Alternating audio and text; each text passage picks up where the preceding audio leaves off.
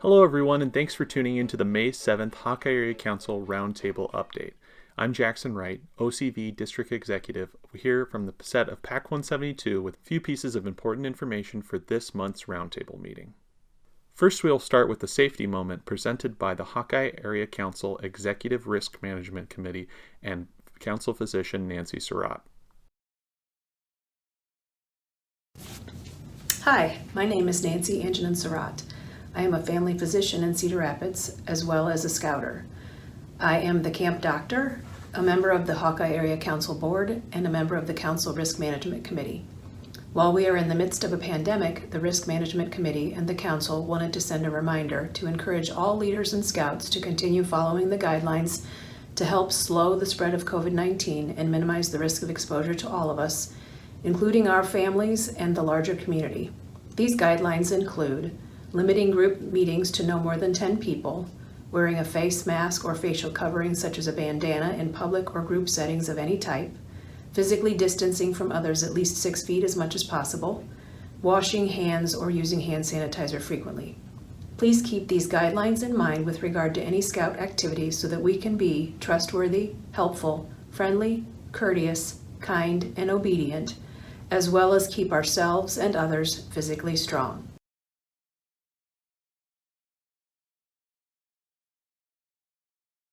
Thanks, Nancy. Now we'll hear from Hawkeye Area Council Program Director Sam.Mensinger with a summer programming update. Hi, my name is Sam.Mensinger, and I'm your Hawkeye Area Council Program Director. I wanted to drop in and give you an update on our summer programming. May 1st, we released a council-wide update, which is available for viewing on our YouTube page and through our website. In it, we made the difficult announcement that we were canceling our June summer programming, which includes Scouts BSA and Cub Adventure resident camps, as well as day camps and the OA conclave that was scheduled for June. We have another update that's going to be coming out on May 15th that will be in regards to July programming. This was not a decision that was taken lightly by any means. The main focus in our decision-making process is the safety of scouts, their families, volunteers, and staff. The last thing we want to do is cancel any type of camp programming, but safety is our #1 priority. In the meantime, we are in the works of creating some new summer programming opportunities, and we have a lot of resources available on our website and our YouTube pages, including our PAC 172 videos, our online merit badge opportunities, as well as our 30-day challenges that are available for download. The Hawkeye Area Council wants to thank you for your dedication to the growth and engagement of Scouts, and I look forward to when I'll be able to get together with all of you soon. Thank you.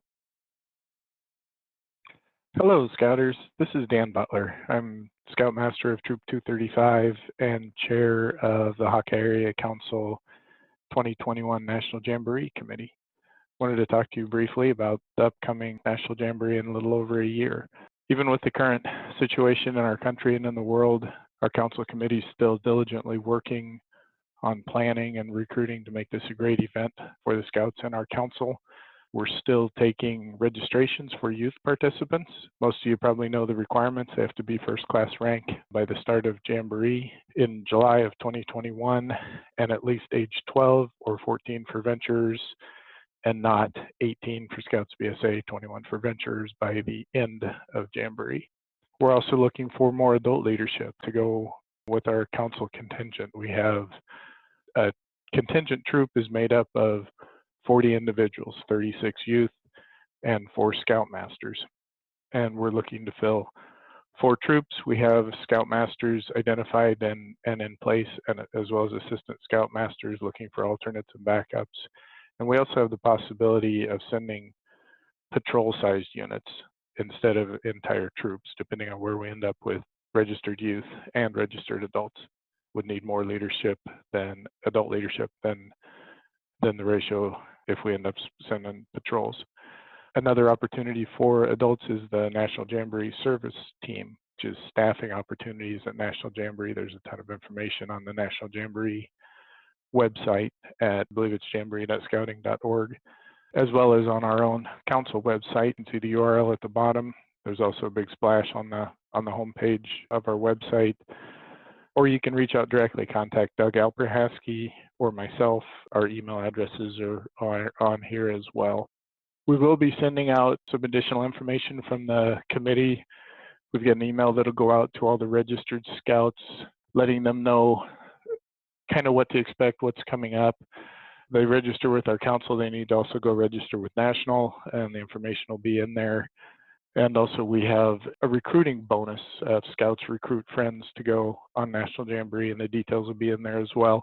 We'll make sure a copy of that gets to all the unit leadership as well. You guys are our best resource for those scouts to go to with questions on Jamboree, so we want to make sure you're involved and you have all the information. And we also have an informational email that'll be coming out to the unit leadership with a lot of the things that we talked about here. And we also plan to have in May a couple of Zoom meetings that we will probably also record and make available to provide more information for the youth and the adults about what's coming up for Jamboree, what to expect, how to get in touch with us, and try to generate some excitement and get people going. So if you have any questions at all, want to get involved, please reach out to myself or to Doug, and take care and stay safe. Thank you. Thanks, Dan. Now I'd like to share some information regarding virtual camping and how it counts towards OA election from the Chilgun Monadnock Lodge. In light of the extended period of camping restrictions attributable to COVID-19, the following temporary modification is being made to the camping requirements for OA eligibility. Virtual camping, including backyard or solo camping, may be counted towards the required nights of camping for OA election eligibility if all of the following stipulations are met. To be counted, all virtual camping nights should be a direct result of COVID-19 pandemic restrictions and be a part of a BSA unit-organized unit camping event, such as multiple members of the unit are involved in camping simultaneously at remote locations. Some form of unit-organized communications should occur either during or immediately following the event. All existing youth protection policies and digital safety guidelines should be followed. No more than 3 nights of virtual camping are to be credited in any month in which government or council-imposed COVID-19 restrictions are in place. This change is in effect till September 1st, 2020. Units which have already held an election between March 1st, 2020 and April 30th, 2020 are authorized to hold 1 additional election for any individuals who are ineligible at the time of the election due to the camping requirement, but would have been considered eligible at the time if this temporary policy had been in effect. The second election must be completed no later than July 1st, 2020. Those who were previously considered for election in the first election may not be considered in the second ballot, as no one can be considered for election more than once in a year. If you have any questions, please reach out to membership@oa-bsa.org. Now I'd like to give a spotlight to some upcoming council events. As a reminder, the 2020 Hawkeye Area Council Recognition Dinner will take place and be rescheduled for a time when it can be safe for everyone to attend together. Similarly, the Popcorn Challenge Day at Howard H. Cherry Scout Reservation will also be rescheduled. We will be sending out more information as soon as we have it regarding these 2 events. We also want to share that we will be opening the Council Service Center to the public on a limited basis in the next few weeks, but to ensure the safety of Council staff, we will not be conducting in-person one-on-one meetings. Please continue to utilize online communications such as Zoom to conduct any and all necessary meetings. The Council Activity Card sales season has been extended until August 3rd, 2020, and the 50% payment that was required before checking out additional cards has been waived. Call the Council Service Center for more information. The Hawkeye Area Council staff is happy to announce that we'll be able to offer an Electricity Merit Badge course sponsored by Schneider Electric to all Scouts BSA members in the Hawkeye Area Council. Virtual sessions will take place on May 29th and June 5th. Register now on the Council calendar. Thank you so much for all who have been watching our show PAC 172, episodes of which come out every Tuesday morning at 10 a.m. We are looking to start a similar show for our Scouts BSA aged youth, but we need the help and input of your Scouts for what they want to see in Troop 172. We are hoping to have more Scouts participate in the fun with Troop 172, so if you have Scouts who enjoy filming videos, please reach out to me at jackson.wright@scouting.org so that we can arrange to have their content shared on our new show. For those who haven't had the chance to catch an episode of PAC 172, here's a sneak preview of a practical lesson for Cubs in next week's episode starring Hawkeye Area Council Program Director Sam Mensinger, as well as an experiment you can share with your Scouts BSA aged youth. Hi, this is Sam, your Program Director for the Hawkeye Area Council, and I was invited to come join this roundtable with some awesome activities that you can do with your Scouts at home. And when it comes to camping, one of the most memorable parts for Scouts is the campfire. Everybody looks forward to being able to sit around the campfire, relaxing, telling stories, and sharing songs. The experiments that I have for you today have to do with fire, and specifically combustion, a little bit about the science behind fire, and how to make fires safely. Every fire, no matter how big or how small, needs 3 ingredients in order for it to light. And we call those 3 ingredients, when put together, the combustion triangle. Combustion is the scientific term for fire. Your first ingredient is fuel, something that your fire is going to eat. And Scouts are really good at this. It's sticks, wood, leaves, and the like. The next ingredient you have to have is oxygen, which is easy to find. It's all the way around us all the time. The last ingredient that you have to have is heat. I tend to cheat, I'll be honest, and I use a fire starter. There are other sources of heat that you can use to start fires as well, including friction or electricity. All 3 ingredients are required to be there or your fire is just not going to happen. So, take a look here at these candles I have in front of me. I have all 3 ingredients for combustion right here with my candles. The oxygen can be found all around us in the air. I use my fire starter as my cheater for the heat part. And the last is the fuel, which is the wick and the wax in my candle. If you take away even one of these 3 ingredients, your fire is going to go out. That's just it. To get rid of the heat, you'd put water on top of your fire. We do that all the time. To get rid of your fuel, you would let your fire burn all the way out. Once you're out of fuel, your fire's gone. To get rid of the oxygen is a little trickier though, because that's all the time all around us. It's not something that we can get rid of easily. So, we can put something over top of our fire. As the oxygen eats away and you're out of that oxygen around the fire, it's going to go out. One other way that we can get rid of our fire, the oxygen around there, is by blowing on our fire. When we breathe in oxygen, but we breathe out carbon dioxide. Carbon dioxide is heavier and pushes oxygen out of the way. So, let's move on to our Cub activity. Our very first one is making a homemade fire extinguisher. When I work with Cubs and with Scouts BSA aged kids, the first thing that I make them do is take a safety pledge to make sure that they're being safe when we're doing experiments like this. My safety pledge is usually pretty short. I promise not to try these tricks at home. The gestures are fun, but it's memorable for the kids, and then they're more apt to want to go along with what you're doing.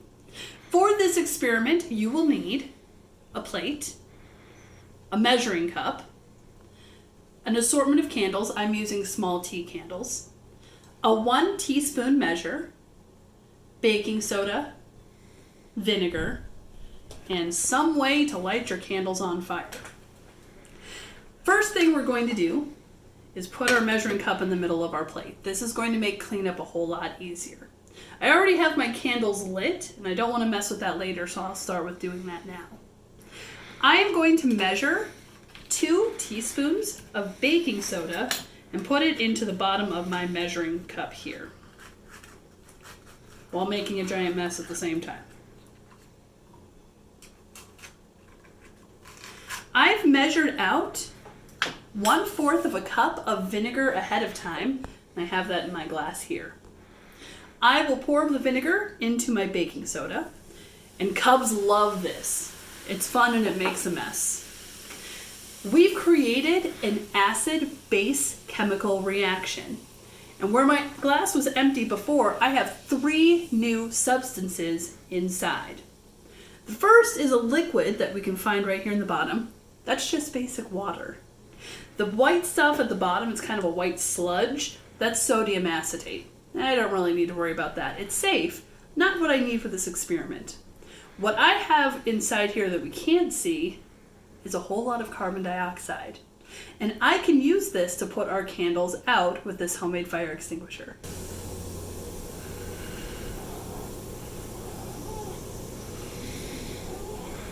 For our next experiment, this is specifically for Scouts BSA age, still with parental supervision required, and this is very important. Even though it does play with fire safely, I still want to be sure that we're doing things properly. For this one, we are going to light money on fire. Don't freak out. We are totally going to do this safely, and you will end up with your money back in the end. For this experiment, you will need a plate, rubbing alcohol. Now, I recommend no higher than 70% alcohol. I'm using about 50%, but somewhere in between there is good. A pair of metal tongs, and some way to light your money on fire. You will also need some type of money bill. A lot of kids freak out if you use anything higher than $1. I'm going to do this with a 20 because I've done this before and I'm feeling confident. So, I've poured my rubbing alcohol into my glass. I'm going to saturate my $20 bill in my rubbing alcohol, and then I'll light it on fire over my plate. What's really fun with this one is to do it when kids don't know what's happening. Just tell them you're going to light it on fire. Watch their heads explode. It's really fun. We are fully saturated. I'm using the tongs, so I'm not getting my fingers too close to the fire.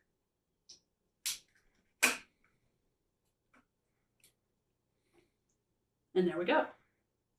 So the question becomes, how are we able to light it on fire without the bill itself burning up? That goes back to our combustion triangle. Once you're out of fuel, your fire goes out. And we know that alcohol is combustible. It'll light on fire. By using a mixture of 70% rubbing alcohol or lower, it means that your other 30% is water. So once your rubbing alcohol burns up off the bill, your fire is going to go out before it gets a chance to get to the money. Rubbing alcohol is also great at cleaning, so I often joke that I'm in the money laundering business. And if you use the same rubbing alcohol over and over, you'll see that over time, your rubbing alcohol in a jar, if you want to keep it there, will get dirtier and dirtier.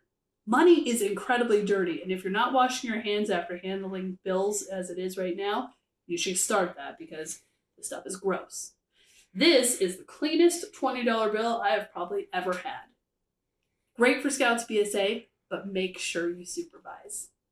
That's all I have for right now. Thank you so much for joining us here at our roundtable. And for other activities that you can do with your Scouts, reach out to me on our website or our Facebook page, and I'll be happy to help you out. Bye! Thank you so much for watching this Council Roundtable update. Please watch for updates on email on our Council website and Facebook page, and please subscribe to our YouTube channel for more Council updates and new episodes of PAC 172. See you on Zoom!